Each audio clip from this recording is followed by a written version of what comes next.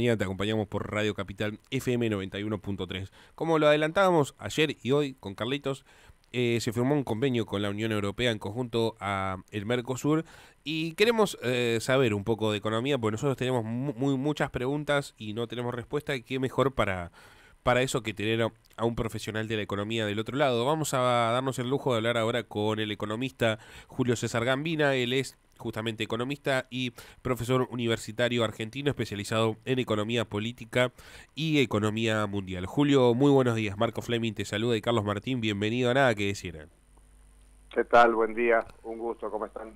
Un gusto para nosotros. Julio, te quiero preguntar, esto en relación económica, ¿qué importancia tiene que haya un convenio entre la Unión Europea y el Mercosur? Lo que nosotros nos preguntamos, también teniendo en cuenta que la historia de nuestra economía siempre se basó en la exportación de materia prima, y queremos saber cómo funciona este convenio en cuestiones de economía.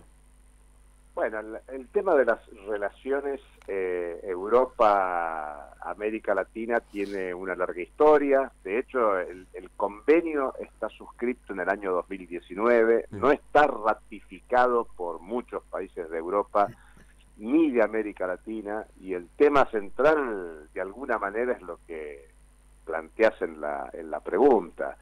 Los países de América Latina demandan que Europa abandone políticas proteccionistas que tiene respecto de sus producciones y que no mire a América Latina y el Caribe solo como un proveedor de bienes comunes, de materias primas, de recursos naturales, que es lo que acontece en la historia, digamos, desde la colonización de América Latina y el Caribe. El lugar en la división del trabajo de América Latina y el Caribe es la provisión de bienes primarios. Y en los últimos 40 años lo que se desarrolló es una primarización de las exportaciones, claro. Un tema que vale para la Argentina, pero también vale para el Brasil. Claro. No solo se trata, como en otra época se decía, países bananeros, en un sentido de que eran exportadores de materia prima. Sí. Bueno, y Brasil, que es el gran país industrializado de la región, sí, ha primarizado sus exportaciones. La Argentina, Brasil, los países del Mercosur son el territorio de la soja. Claro. La soja no existió siempre, la soja es una producción desarrollada en los últimos 30 años, 40 años, y especialmente la soja transgénica tiene un poco más de 20 años, que es lo que se ha desarrollado con mucha fuerza. Entonces lo que te diría es que la reunión de ayer, que continúa hoy en Bruselas, tiene más que nada un interés político de acercamiento en las conversaciones.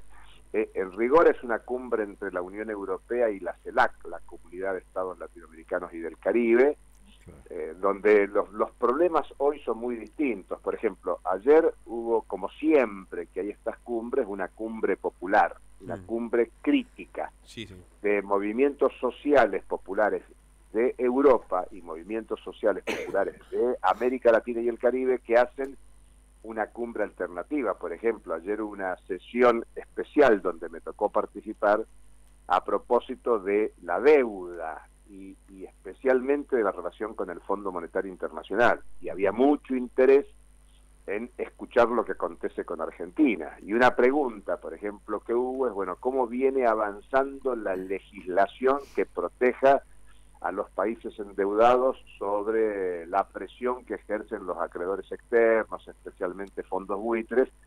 Y claro, la respuesta fue negativa. No hay una legislación que avance y proteja los derechos e intereses de los países dependientes, más atrasados, los países de América Latina y el Caribe, que tienen un atraso relativo respecto de Europa. Sí, claro. Y el otro tema muy importante para considerar, en base a esta reunión y muchas otras reuniones internacionales, es que en los últimos 5 años se ha agudizado un proceso que podríamos llamar de desglobalización, y tiene que ver con la tendencia a sanciones unilaterales, principalmente de Estados Unidos, pero que acompañan países europeos. tiene que ver con la guerra comercial que hace por lo menos 5 o 6 años se desarrolla entre China y Estados Unidos sanciona, China contrasanciona y Europa acompaña las posiciones de Estados Unidos. El tema se agravó y se agudizó con la pandemia, pero sobre todo con la guerra en Ucrania. Claro. Entonces lo que tenés es un mundo que no avanza a las relaciones internacionales potenciadas. Veníamos de 40 años, digamos, desde la década del 80 hasta hace un lustro, hasta hace 5 años, con una tendencia a la mundialización, a la liberalización, a la apertura de las economías. Y lo que tenés en los últimos años es procesos de desarrollo de defensa nacional. Para que se entienda, con Trump, America First, América primero, y Biden no modificó la política de Trump de privilegiar el retorno de las inversiones estadounidenses a Estados Unidos, y las sanciones a Rusia, por ejemplo, o a Irán, se suman a las sanciones que ya venían contra China. Y eso, fíjate que es en paralelo lo que hizo Gran Bretaña en el 2016, hace unos cuantos años, para empezar a desarrollar el Brexit, salirse de la Unión Europea y retomar de alguna manera un papel propio como país, como nación, en las relaciones nacionales, en las relaciones internacionales globales. Entonces hay un mundo que se está desmundializando, eso ha roto con las cadenas de valor. Uno de los grandes perjudicados es China, que venía desarrollando su economía sobre la base de cadenas globales de valor, y claro, ahora al no tener provisión de elementos esenciales tiene que desarrollar una nueva estrategia. Pero en ese marco es que están las relaciones Unión Europea-Mercosur, Unión Europea-América Latina y el Caribe, y entonces te diría que en general las últimas cumbres son más cumbres políticas, donde se ratifican las necesidades de avanzar, pero al mismo tiempo se hacen reclamos a los demás. Por ejemplo, los europeos le reclaman a América Latina la sustentabilidad del medio ambiente, algo así como que tengan cuidado ustedes con la producción que no afecte el cambio climático, como si el cambio climático fuera la contaminación generada desde América Latina y el Caribe y no la contaminación industrial de los principales productores fabriles del mundo, por caso Estados Unidos, Europa y China. Totalmente. Y al mismo tiempo, los países de América Latina lo que reclaman es contra el proteccionismo europeo. Ustedes saben que incluso aunque en la mejor época de la liberalización de la economía, de los años 80, de los años 90, tanto Europa como Estados Unidos desarrolló protecciones a sus producciones agrarias, el caso de los europeos, y a las exportaciones los estadounidenses. O sea que el liberalismo, el libre cambio, es un lenguaje diplomático, es una concepción ideológica teórica que esgrimen los liberales en todo el mundo, pero la realidad es una fortísima intervención del Estado para defender intereses nacionales. Alguien puede decir, bueno, hasta es lógico, porque la economía es mundial, pero las políticas económicas son nacionales. Y por lo tanto Estados Unidos legisla y establece política económica para resolver las necesidades de Estados Unidos en función de sus objetivos. Y lo mismo hacen los países europeos. Pensemos... Ahí, Julio, hiciste un gran análisis, en lo cual me queda presente justamente este marco de responsabilidades que tienen los acreedores por sobre los países endeudados, como es el nuestro, por ejemplo, y haciendo un paralelismo en análisis económicos. Hay un ejemplo muy claro que es Finlandia. Por ejemplo, que Finlandia, en el contexto de la guerra de Rusia y Ucrania, pasó a proveer en más cantidad de gas a lo que es Europa. Entonces pasó a tener otra importancia en el mercado regional de Europa, pese a de que es uno de los países que más deuda internacional tiene. Entonces, digo, nosotros acá en Argentina justamente ahora se está llevando a cabo la obra pública del gasoducto, pero a su vez encontramos un paralelismo también de que somos un país sumamente endeudado. Esto en materia económica, ¿nosotros en qué posición nos puede dejar esto? Si nosotros podemos reconfigurar nuestro escenario económico o también por presión de acreedores y nosotros como deudores estamos en un balance desproporcionado a la hora de ejecutar esas políticas económicas. Es complejo responderte porque hay un imaginario de futuro de la Argentina donde los hidrocarburos no convencionales, el gas más precisamente, mucho más que el petróleo, sí. Va a representar en la actualidad, en los próximos años, lo que representó la soja transgénica en los 90 claro. Y en los primeros años de este siglo XXI. Y hay un imaginario de que Argentina se va a llenar de divisas, y divisas para pagar la deuda. Este es el vínculo entre la producción primaria, exportadora, las exportaciones, la captación de divisas tiene destino en cancelar préstamos. Fíjate claro. Que lo que está diciendo el ministro de Economía ahora, en estos días, es hay que sacarse de encima al fondo, hay que sacarse de encima al fondo pagándole una deuda que es totalmente discutible cómo se tomó, sí, no, por supuesto. Para qué se utilizó, con denuncias en la justicia, con investigaciones de ámbitos públicos como el Banco Central de la República Argentina, que demuestra un fraude total. Y sin embargo, Argentina va a poner toda una dinámica productiva, económica, de comercio internacional para cancelar una deuda y no resolver eventualmente con esas divisas otros problemas que tienen que ver con diversificación productiva,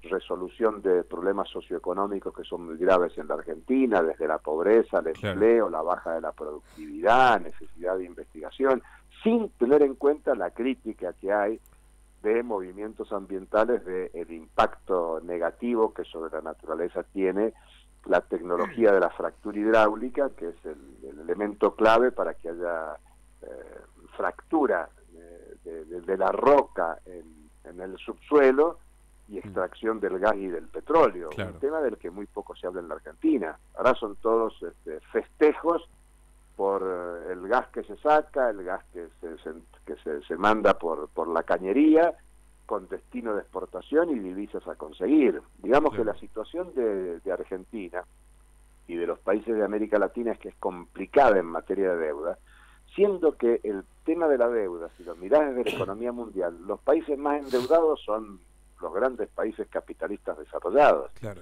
América Latina tiene un nivel de endeudamiento en torno del 60% del Producto Bruto Interno. No es nada contra el 250% de Japón.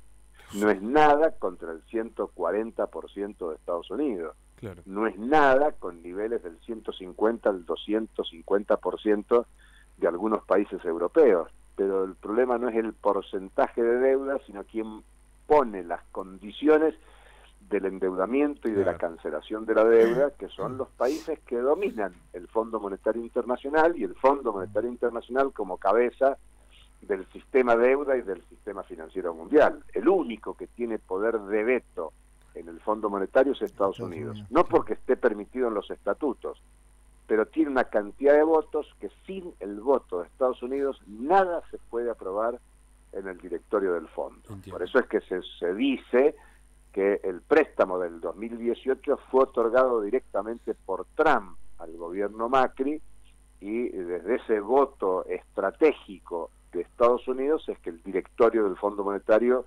acordó el préstamo, y es Estados Unidos el que acuerda la renovación en el 2022, y es en definitiva esta discusión de las últimas semanas, donde se viaja a Washington o no, y si hay acuerdo o no, y es en Washington, no solo porque en Washington está la sede de la Casa Central del Fondo Monetario Internacional, sino porque es Washington, el gobierno de Estados Unidos, el que en definitiva le da el ok o no a cualquier tipo de acuerdo, al del 2018, al del 2022 y eventualmente el que ocurra ahora.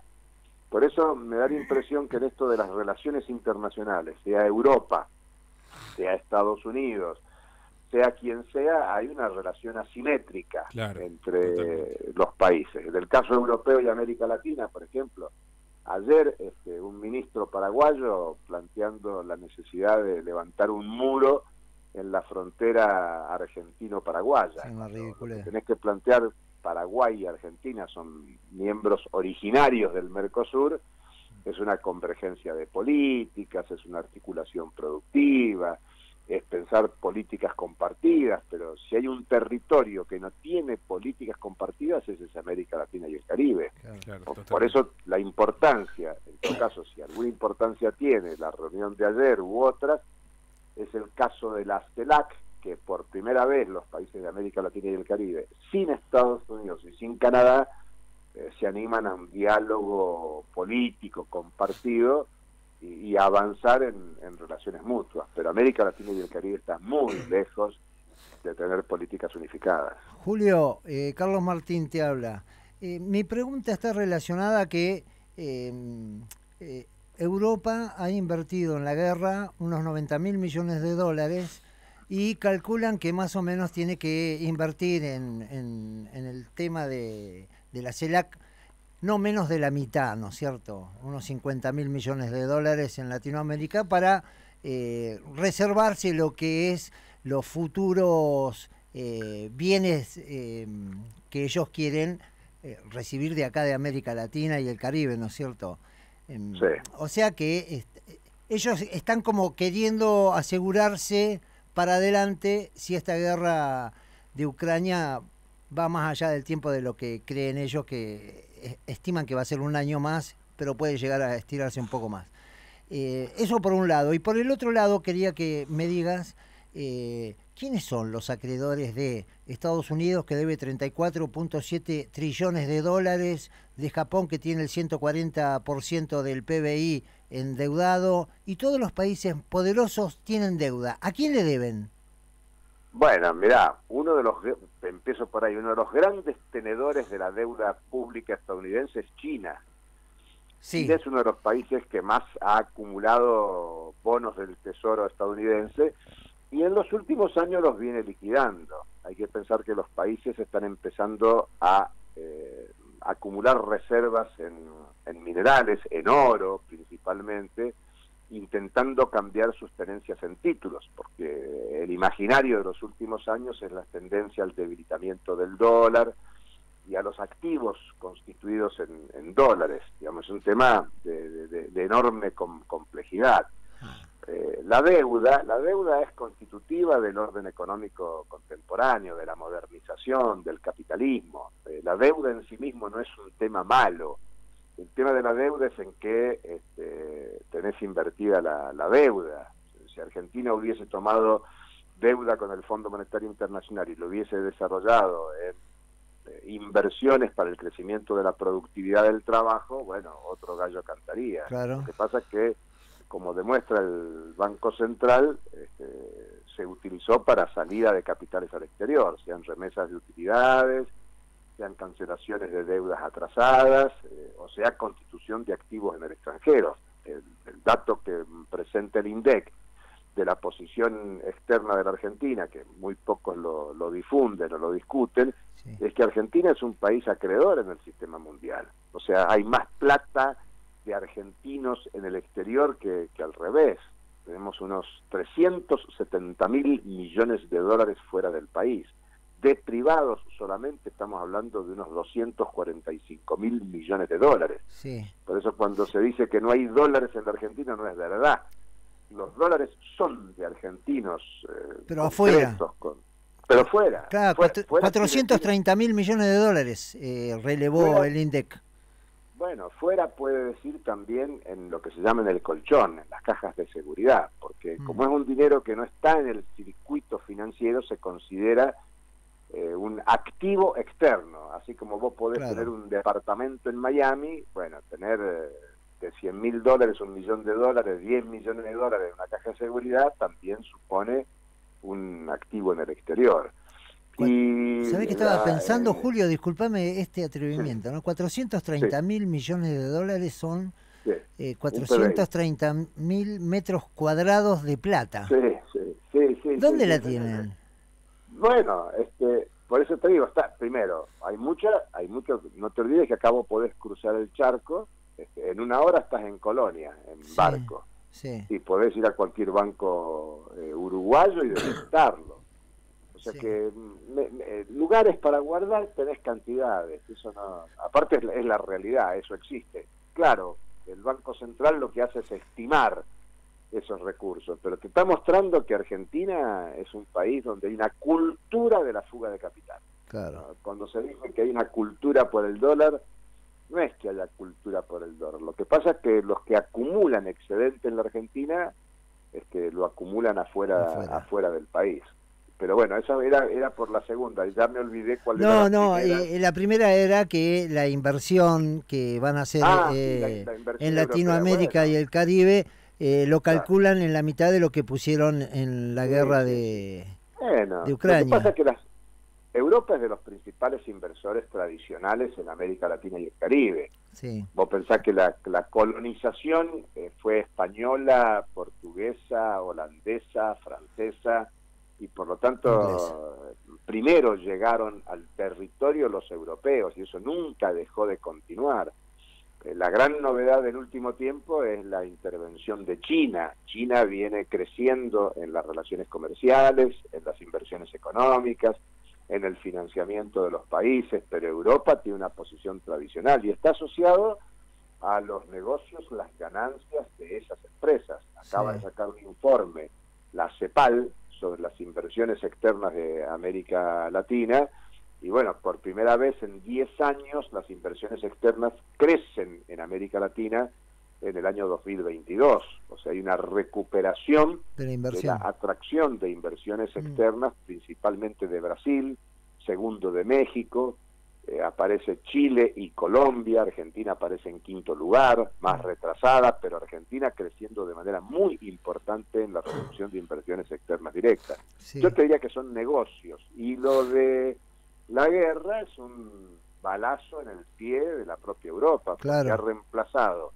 el gas barato que recibía de Rusia, no tanto por la provisión de Finlandia u otros proveedores cercanos, sino por el gas que le compra a Estados Unidos, que es un gas mucho más caro, y por lo tanto tiene que ver con las subordinaciones políticas, ideológicas de Europa respecto de Estados Unidos. Sí, yo creo que una de las inversiones va a estar dada en el tema del gas de Argentina en relación a Europa, y otra de las cosas de las matrices productivas, por ejemplo, de Alemania, están mucho más centralizadas en lo carbonífero, no Mirá, en otra. y te diría que en general todo lo que sea energía y el litio como la gran novedad. Sí. Pensemos que el triángulo Chile, Bolivia, Argentina es esencial para la transformación energética que está planteada como necesidad de época, y en ese plano el litio es estratégico. Por eso el conflicto jujeño de estas semanas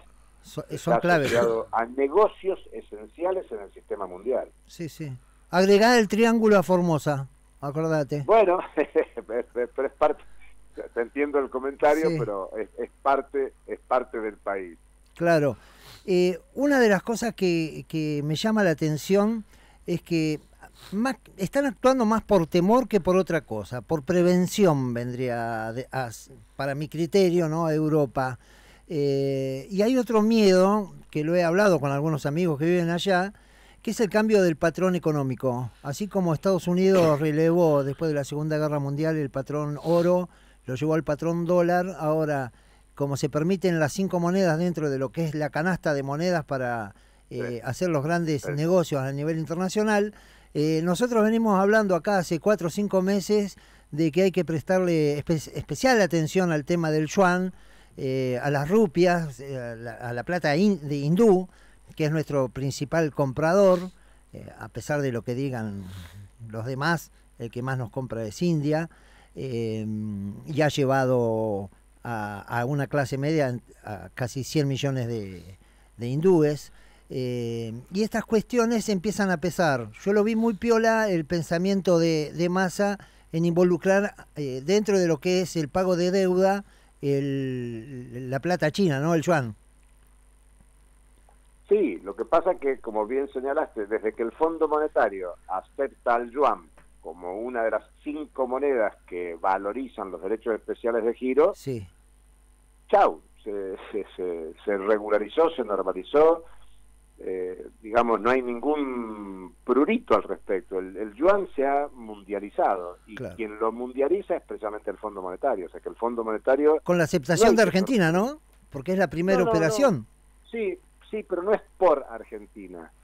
Ya el yuan era parte de las 5 monedas que valorizan los derechos especiales de giro. O sea que la moneda, el activo, porque no es una moneda, los Sí. REC son activos que emite el Fondo Monetario Internacional, están emitidos en una cuota aparte con yuanes, por lo tanto hasta es normal.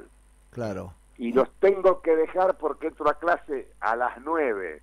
Bueno, Bueno, Julio, bueno, te voy a dejar muchas gracias. te voy a dejar una pregunta para la que viene, Julio.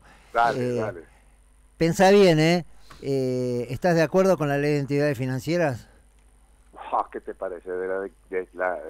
La tenemos desde la dictadura militar. Es una vergüenza que los gobiernos constitucionales Gracias. no la hayan removido. ¿Cuánto tiempo? Del 77. Mirá vos. Totalmente. Te puedo, antes que empiece a dar clase, te voy a decir una cosa. Nosotros tenemos al tipo que más plata tiene de la Argentina, que es Galperín. ¿Sabés por qué? Porque se acogió a la ley de entidades financieras y lo único que está negado en la ley de entidades financieras, vos sabés que el preámbulo es todo lo que no está prohibido está permitido. Exactamente. Pero exactamente. la entidad financiera no puede vender ni promocionar ventas de terceros, salvo autorización del Banco Central. ¿Quién autorizó a Galperín a hacer esa operación? Claro. Julio, ha sido un placer. La verdad que estaríamos horas hablando con vos. Extraordinario. No sé si en dónde vivís, pero si algún día andás por La Plata y tenés ganas de venir a la radio, más que bienvenido. Bueno, con gusto lo coordinamos. Muchi- Dale, abrazo grande. Un Gracias. abrazo Buen gigante. día. Muchas gracias.